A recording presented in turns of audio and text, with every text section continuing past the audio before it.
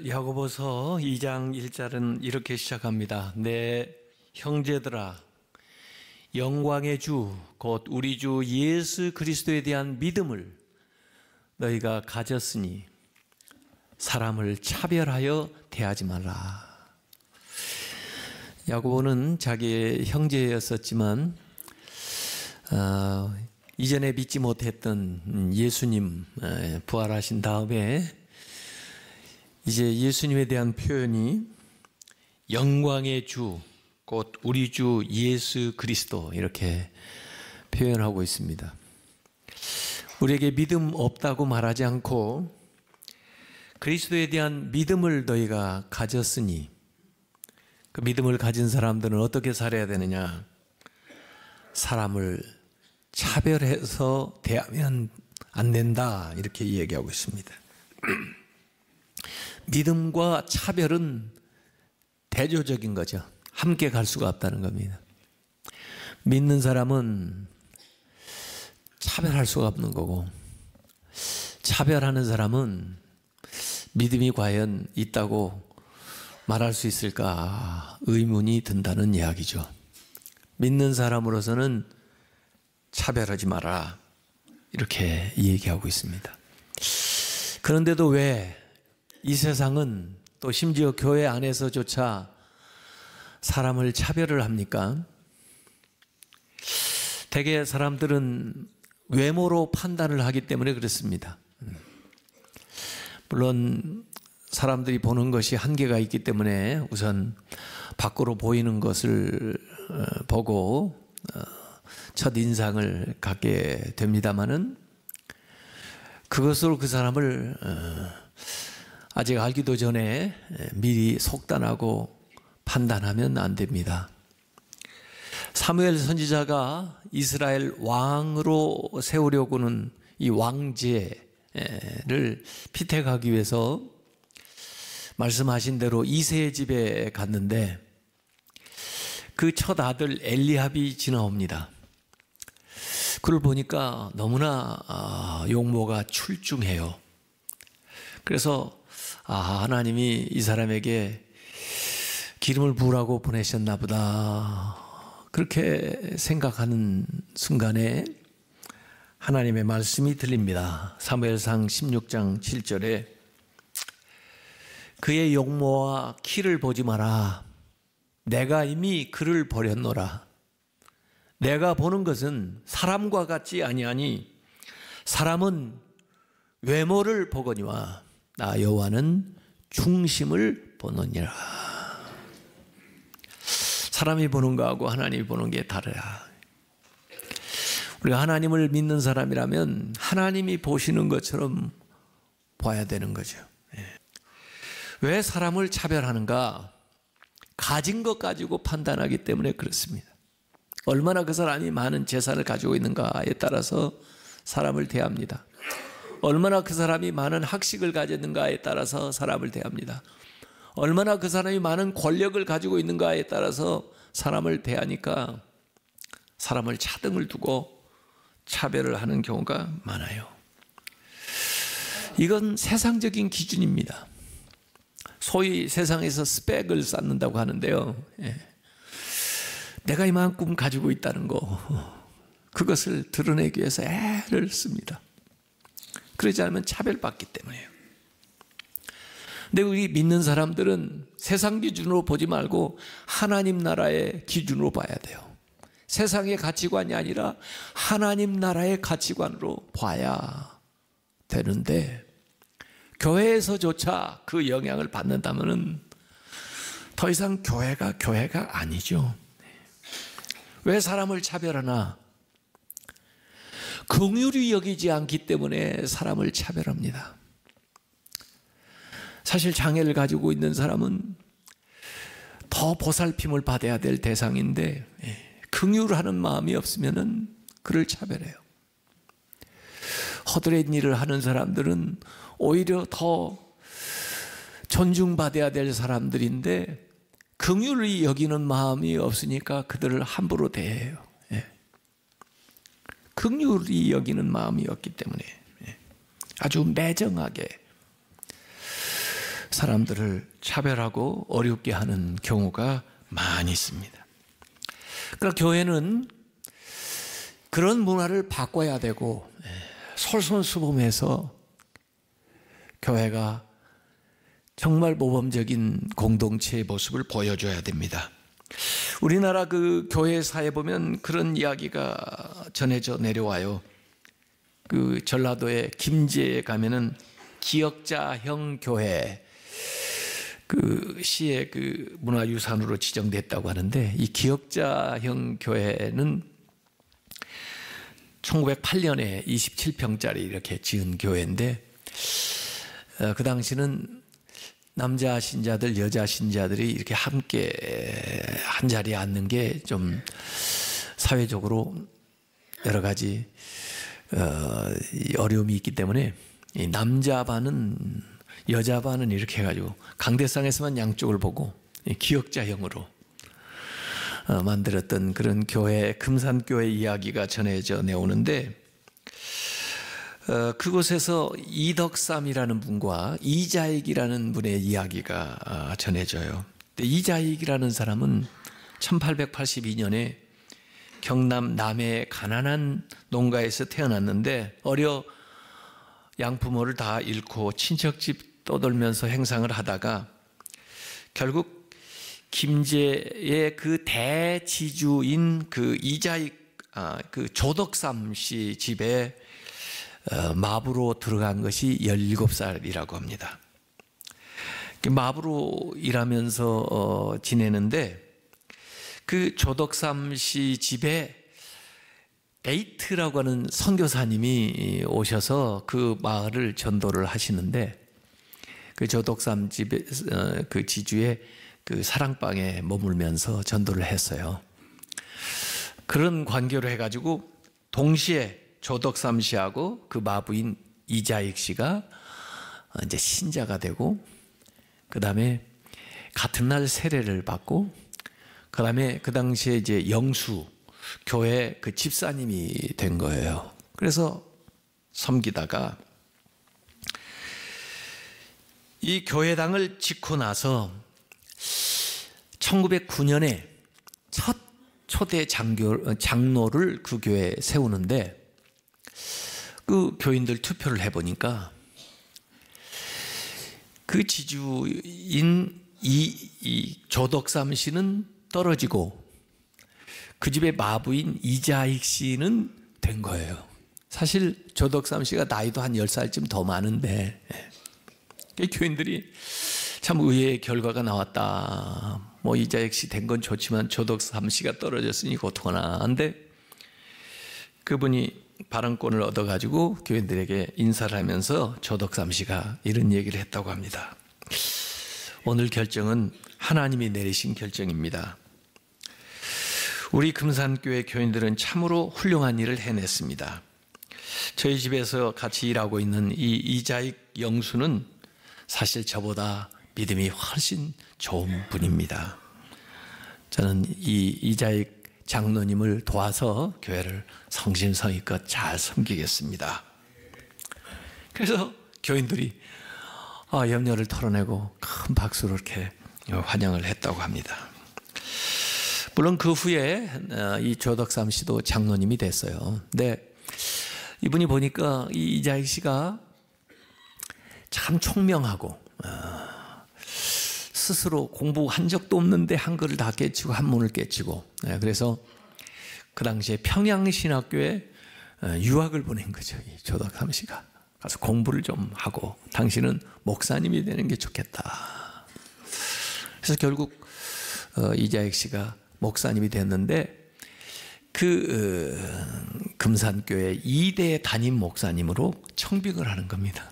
그래서 담임 목사님 그리고 장로로 그곳에서 잘 사역을 하다가 결국 이자익 목사님은 그 장로교회 총회장을 3번을 지내는 아주 훌륭한 목사님이 되었고, 또 이 조덕삼 씨의 그 손자가 우리나라 국회의장을 부의장을 지낸 조세영 장로의 할아버지가 이 조덕삼 장로라고 합니다. 조덕삼실은 1905년 을사보 조약이 체결되었다는 이야기를 듣고 유광학교를 설립을 했고, 그리고 1919년 만세운동 같이 하다가 감옥에 투옥된 적도 있고, 1938년에 장로교회가 신사참배를 결의했을 때에는 조덕삼 장로와 이자익 목사를 비롯해서 조덕삼 장로의 아들 조용호 장로 이런 분들이 신사참배를 거부하다가 교회가 폐쇄되는 그런 일도 겪었다는 이야기가 실제 있었던 이야기인데 내려오고 있어요. 참 훌륭한 교회 장로님과 목사님이다. 자기 집에 마부였던 사람을 이렇게 세워준 훌륭한 장로님의 얘기죠. 또 이 근방에 우리 종로에 있는 승동교회 이야기도 전해져 내려오는데요. 1894년 사무엘 무어라고 하는 선교사님이 곤당골 교회를 세웠는데, 그 교회 내에 예수학당이라고 세워가지고 아이들을 모아서 공부를 시키는데, 그 오는 아이 아버지가 장티푸스에 걸려서 죽게 되었다는 이야기를 듣고, 그 사무엘 선교사가 자기하고 친한 또 의사로서 그 당시에 재중원, 지금으로 말하면 이제 세브란스 병원의 그 초대 교장을 지낸 에비슨이라는 의사 선생님을 소개해가지고 그 학생의 아버지를 이제 진료해서 고쳐줘요. 근데 사실 그 아버지가 백정이었거든요. 예. 근데 그 에비슨 선교사는 그 왕실 주치로 고종을 돌보던 사람인데, 왕을 돌보던 사람이 그 당시에 이제 백정을 치유해 준 것이 되고, 그 당시에 막 백정이나 뭐 이런 계급 사람들은 자기 이름도 제대로 갖지를 못했나 봐요. 이 사람이 치료받고 그 다음에 교인이 되고 세례를 받을 때 이름을 받았는데 박성춘이라는 이름을 받게 됐습니다. 열심히 전도를 했어요. 근데 특별히 백정이었기 때문에 친구들이 다 백정이죠. 그들을 막 데리고 오니까 교회가 난리가 난 거예요. 그래서 어떤 교회들은 저런 사람들하고 같이 예배 드릴 수 없다, 그래가지고 떨어져 나가기도 하고, 나중에 교회가 분리돼 가지고 보니까 여기 안동교회는 주로 양반들이 모이는 교회, 이 승동교회는 이런 이제 신분이 좀 낮은 분들이 모이는 교회였는데, 그 선교사님들이 이 계급 타파하는 운동을 초기에 그렇게 많이 했다고 여기 기록이 되어 있습니다. 그 박성춘 씨의 그 아들 박서영 씨가 그 예수학당에 다녔던 그 소년이었던 아이가 나중에 자라서 연세대학교 세브란스 거기에 1호 졸업생이 되고 의사가 되어가지고 그 에비슨 선교사를 도와서 10년 동안 그 재중원에서 의사로 활동했던 이야기도 나옵니다. 이때 사무엘 선교사는 이 계급 철폐 운동을 계속 벌여서 결국 이 많은 그 신분 차별화된 그 분위기와 그 사회를 타파하는 데 선교사님들이 역할을 많이 하셨고, 이제 금년에 3.1운동 100주년이 됩니다마는 이 승동교회에서 사람들이 모여가지고 이제 3.1운동 만세 운동을 벌이고, 또 그 운동을 하다가 피신해오는 학생들을 숨겨주고 하는 아주 중요한 역할을 이 승동교회가 했다는 그 역사적인 이야기들이 있습니다. 하여간 기독교가 한국에 들어와 가지고 과거의 유교 사회 속에서 가지고 있었던 모든 이런 차별들을 보완하는 데 아주 획기적인 역할을 하게 된 거죠. 오늘 성경에도 보면 2, 3절에 회당에 들어오는 두 사람의 모습이 나와 있고, 그를 대하는 신자의 모습이 나와 있습니다. 세상에서 소론받고 차별받는 것도 어려운데 더구나 예배드리기 위해서, 말씀 듣기 위해서 회당에 왔는데 거기에서 차별을 받는다고 하면 이건 더 말이 안 되는 거죠. 근데 실제로 야고보 서신을 쓸 때 그런 상황들이 교회 안에 벌어졌기 때문에 이 말씀을 기록하고 있는 겁니다. 회당에 금가락지를 끼고 아름다운 옷을 입고 들어오는 사람이 있고, 남루한 옷을 입고 누가 봐도 가난한 사람이 들어오는데, 그 아름다운 옷을 입고 오는 사람은 3절에 보니까 이 안내하는 사람들이 눈여겨보고 있다가 관심을 가지고 그를 지켜보고, 그러고는 여기 좋은 자리에 앉으소서 하고 좋은 자리를 준비해가지고 그한테 드리고, 남루한 옷을 입고 온 사람은 별로 관심도 안 보일 뿐만 아니라 거기 서 있든지 내 발 아래에 앉든지 그러라, 이렇게 차별하면서 대하는 모습이 여기 이야기로 묘사가 되어 있어요. 이렇게 되면 교회 안에서 어떻게 되겠어요? 더구나 그 당시는 아마 대부분이 가난한 사람이고, 어쩌다 이제 정말 아름다운 옷을 입은 귀부인 같은 사람, 귀족 같은 사람이 들어올 것 같은데, 모두 다 그에게 주목하고 그에게 잘 보이기 위해서 또 그를 특별 대우를 하게 되면은, 그러면 그 사람이 교회를 어떻게 생각하겠어요? 교회를 좀 우습게 생각하지 않겠어요? 아니, 그 사람이 교만해지지 않겠어요? 그걸 보고 가난한 사람은 상처받지 않겠어요? 실족하지 않겠어요? 그런 교회는 세상 모임과 뭐이 다르겠어요? 그런 식으로 나오면 모두 다 남에게 보이기 위해서 과시하는 외식적인 그런 생활을 하지 않겠어요? 그래서 야고보서 2장 5절에 하나님이 어떻게 대하시는지 예가 나와요. 하나님은 그러면 어떻게 되냐? 내 사랑하는 형제들아 들을지어다. 하나님이 세상에서 가난한 자를 택하사, 하나님은 가난한 자를 선택하신다는 거예요. 그리고는 믿음에 부요하게 하시고 물질은 좀 부족하지만 믿음을 부요하게 해주시고, 또 자기를 사랑하는 자에게 약속하신 나라를 상속으로 받게 하지 아니하셨느냐. 상속을 주는데 세상 부자는 돈을 상속해 주겠지만 하나님은 하나님의 나라를 상속해 주신단 말이에요. 그러니까 하나님에게 대하는 태도가 이게 점진적으로 더 대단해지는데, 선택하시고 가난한 자에게 특별히 하나님이 호의를 더 베푸셔요. 장애를 가진 사람에게 특별히 하나님이 더 호의를 베푸세요. 고아와 과부와 약한 사람들에게 God's favor, 하나님의 특별한 호의를 베푸세요. 그들을 선택하시고 그들을 더 귀한 것으로 부요하게 하시고 또 그들에게 하늘나라를 상속시켜 주신단 말이에요. 하나님을 믿는 사람이라면 그 하나님이 그들을 대하는 것처럼 대보라, 그런 얘기죠. 누가복음 6장 20절에도 예수님이 그런 말씀하셨습니다. 너희 가난한 자는 복이 있나니 하나님의 나라가 너희 것이요. 마태복음에는 그 앞에다 심령이 가난한 이렇게 했지만 누가복음은 아예 그냥 심령을 빼고 가난한 자는 복이 있나니 하나님의 나라가 너희 것이다.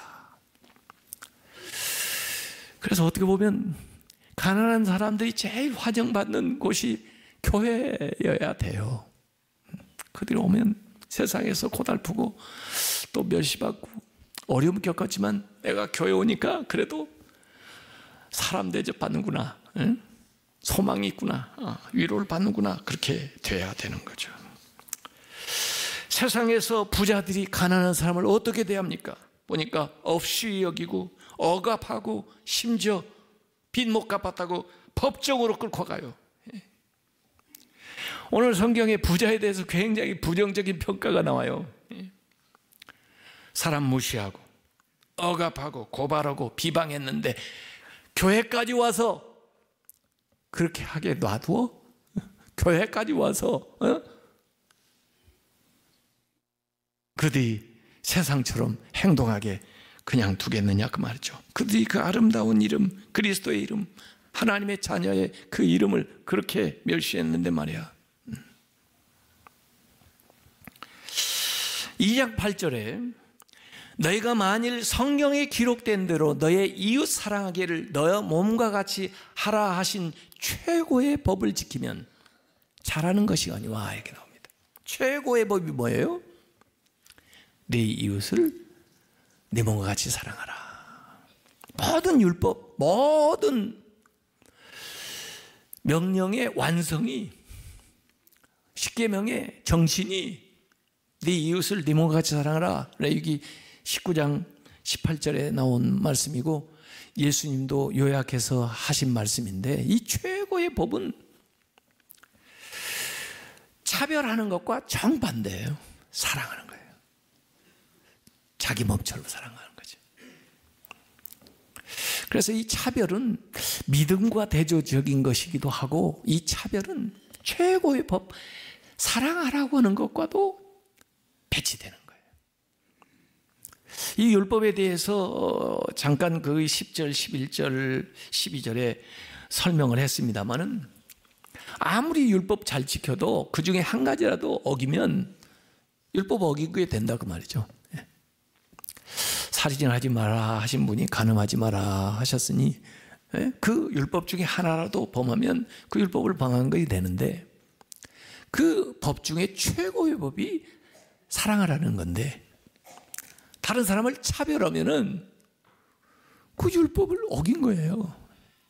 하나님의 법을 지키지 않는 거라고 말이죠.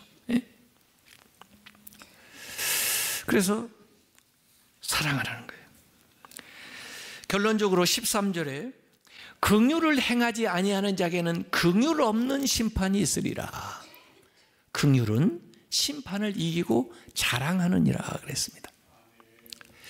이 사랑이 긍휼하고 통하는 건데, 다른 사람을 긍휼히 여기지 않고 차별하게 되면은 그 사람에게는 똑같이 그런 심판, 긍휼이 없는 심판이 임한다 이거예요.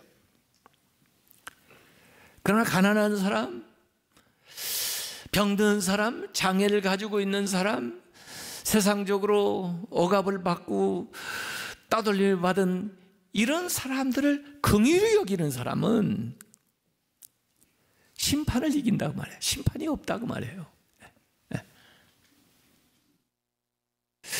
하나님의 긍휼하심이 그에게 해당될지도 모르는 모든 심판을 이기게 해준다고 말해요. 하나님이 그를 긍휼히 여겨서. 그래서 성경에 마태복음 5장 7절에 그 팔복에도 보면은 긍휼히 여기는 자는 복이 있나니 그들이 긍휼히 여김을 받을 것이요. 긍휼히 여기는 사람은 하나님의 긍휼이 임하지만은 차별하는 사람은 하나님의 심판이 임한다고 해요. 긍휼히 여겨야 되겠어요? 차별을 해야 되겠어요? 긍휼히 여겨야죠. 긍휼히 여기는 사람은 긍휼히 여김을 받고, 차별하는 사람은 심판을 받는다는데,